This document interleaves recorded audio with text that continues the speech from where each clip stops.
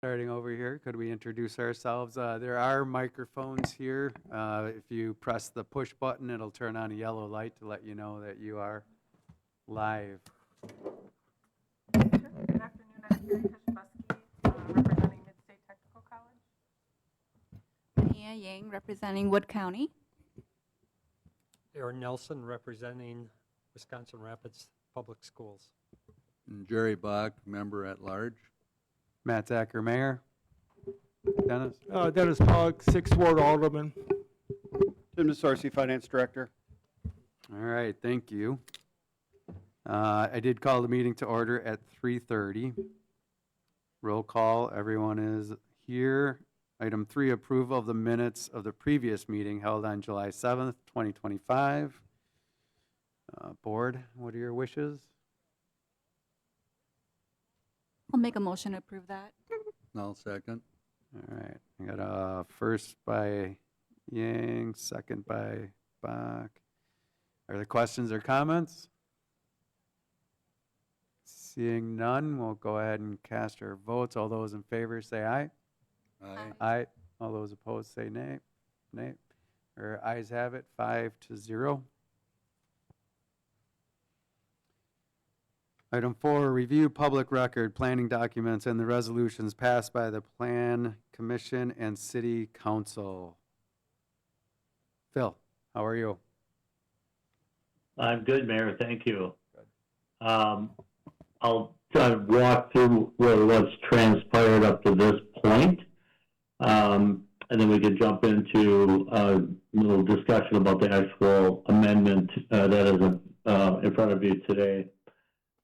If you recall, July 7th, we had an organizational meeting of the Joint Review Board, and at that meeting, we really just took a little bit of time walking through the project plan, what the intent was here. No action items for the Joint Review Board at that meeting. Later that afternoon, we held a public hearing by Plan Commission. And Plan Commission, nobody was there to speak against or in favor of the amendment. And Plan Commission closed the public hearing and approved a resolution on a unanimous support. Which now brings it back, then moved it forward to the City Council, which took this up at their meeting on July 15th. Again, nobody was there to speak against or in favor of, and as a result, there was a unanimous support there as well. So through the process, we've had good support by all bodies. No negative comments in regards to what's being proposed in the amendment. That brings us to the final vote today by the Joint Review Board. So in your packets, you should have resolutions that were adopted by the Plan Commission, adopted by the City Council, and the resolution we're asking you to adopt this afternoon. A final action on this amendment.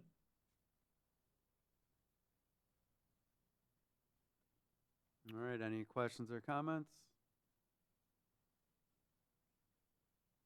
All right, if there's nothing else for item 4, we'll move on to item 5.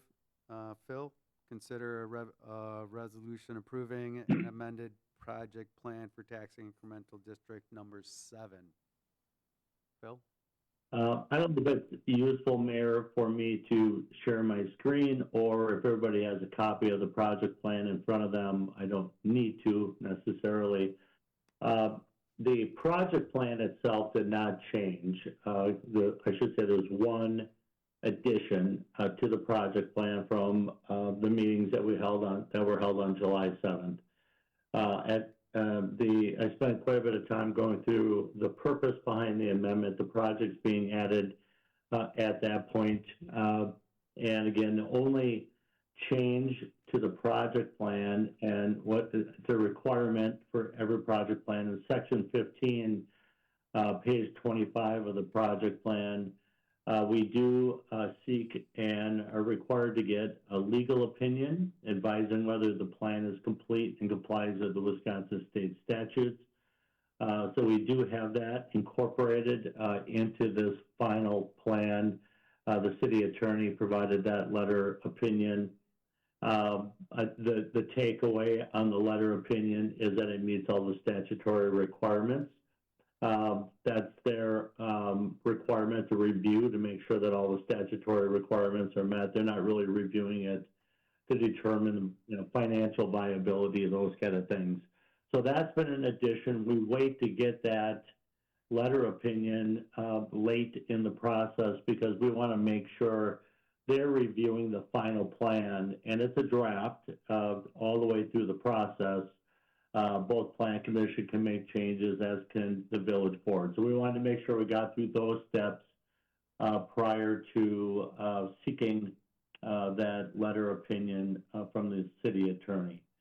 So just a reminder for the group that if you go to page 17 of the project plan, this is really a composite of what's transpired from a undertaking project costs in the tax increment district, what's going to be completed in 25, and then what's being added. And I think this is kind of at the core of what we're looking to do with this amendment.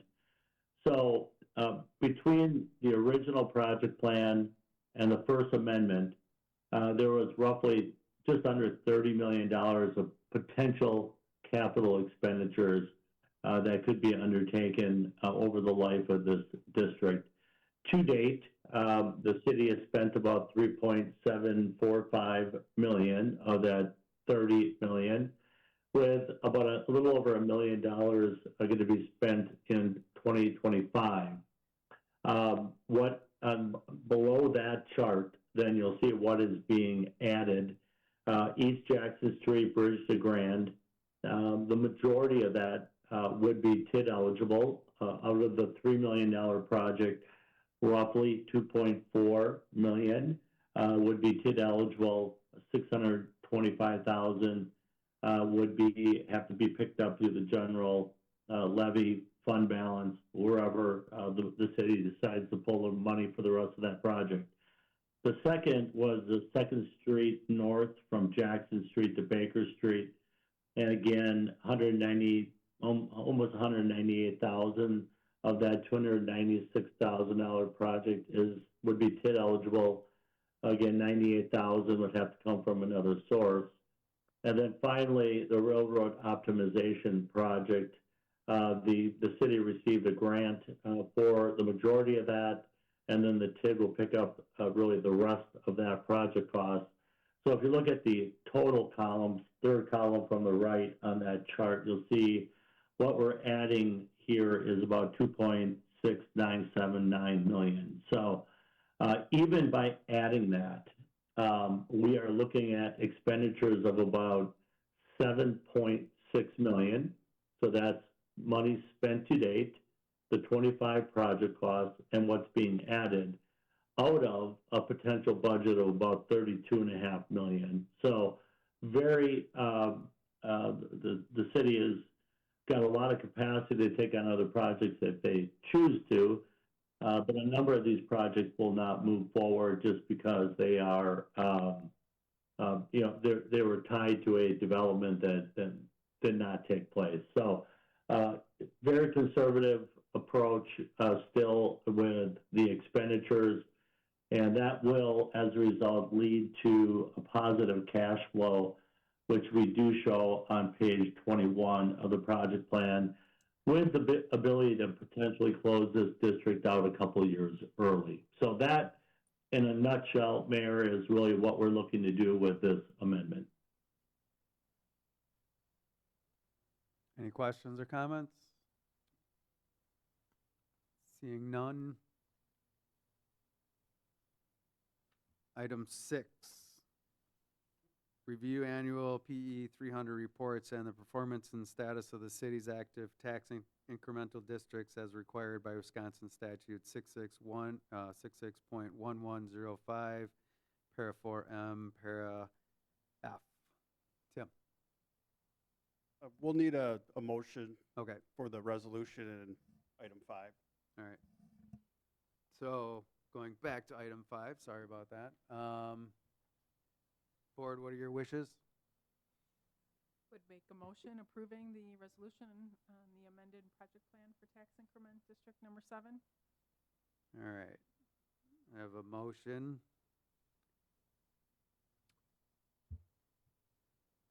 By Kosubski, sorry. And you need a second. And I got a second. And then Yep, I need by a- Nelson. All right, any other questions or comments? All right, seeing none, we'll take it to vote. All those in favor say aye. Aye. Aye. All those opposed say nay. Ayes have it, 5-0.